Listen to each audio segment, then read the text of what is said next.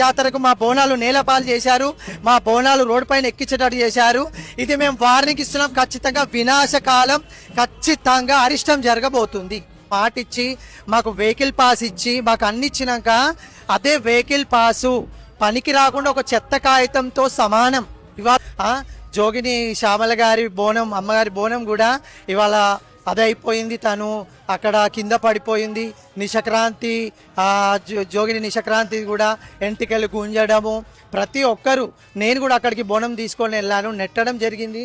ఇంతమంది శివశక్తులు వెంటుంటే బోనంకి ఒక్కరే వెళ్ళాలి, మిగతా వాళ్ళంటే ఏమన్నా తెలివి? కామగాలి గుడికి బోనాలు ఎక్కిస్తే అప్పుడే ప్రభుత్వం చల్లగా ఉంటుంది, పాడి పంటలు ప్రజలంతా చల్లగా ఉంటారు, లేకపోతే అమ్మవారు ఖచ్చితంగా ఆగ్రహ రూపం ఎత్తుతుంది.